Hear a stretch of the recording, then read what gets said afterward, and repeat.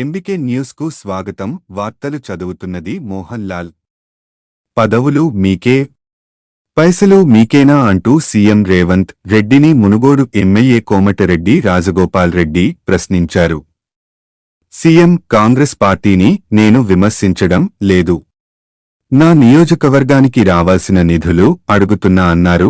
20 నెలల నుంచి నా నియోజకవర్గంలో రోడ్లకు, బిల్డింగులకు ఒక్క రూపాయి కూడా రాలేదు అని ఆయన పేర్కొన్నారు. తానే స్వయంగా మంత్రి దగ్గరకు వెళ్లి అడిగినా బిల్లులు రాలేదని చెప్పారు రాజగోపాల్ రెడ్డి.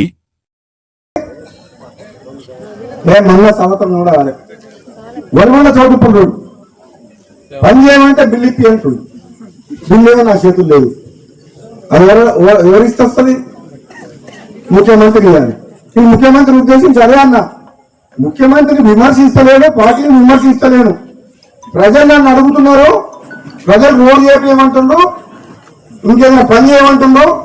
పదవులలో మీరే ఉంటుండే, పైసలు మీరే తీసుకుంటుంటే, మీ నియోజకవర్గం పోతుండే, పదవులు కూడా మీకే ఉంటాయి. కనీసం నా పదవి అన్నది కనీసం పైసా మీద రాదంటున్నా. అలా వద్దా?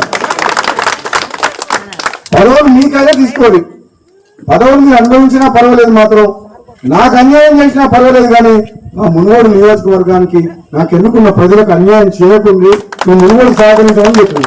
మీరు ఇంతకంటే మంచి ఎవరు దొరుకుతుంది? దొరుకుతారు నాకన్నా మంచోడు చెప్పరు. మీకోసము నాకు అన్యాయం అయినా పర్వాలేదు అంటున్నా, కానీ ఈ మునుగోడు నియోజకవర్గ ప్రజలకు ఈ అభివృద్ధికి ఆటంకం కలిగించకుండా నిధులు ఇవ్వమని అడుగుతున్నా. మీరు ఇంత మంచిగా ఎవరుతారమ్మా? అందుకని అంటున్నా, తప్పకుండా రాబోయే స్థానిక సంస్థల్లో మంచోళ్ళని ఎన్నుకోరి. ఎందుకంటే మంచోళ్ళని ఎన్నుకుంటే కొంచెం నేను కొట్లాడుతున్నా ఉంటాను. లేకపోతే మళ్ళీ ఎక్కడికైనా పోయింది అనుకో, రమ్మంటే మళ్ళీ ఎన్ని పైసలు ఇస్తా ఉన్నాను మళ్ళీ బేరం పెడతారు. మంచోళ్ళని ఎన్నుకోరి. పదవి అనేది అధిష్టానం నిర్ణయం తీసుకుంటుంది.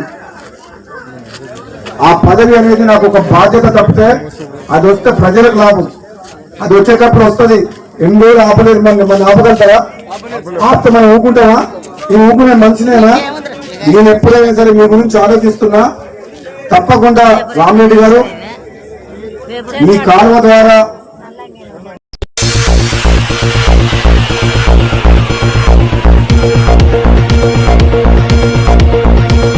24/7 చూస్తూనే ఉండండి ఎంబీకే న్యూస్. ఈ వార్తలు ఇంతటితో సమాప్తం. తిరిగి మళ్ళీ మరో న్యూస్లో కలుసుకుందాం.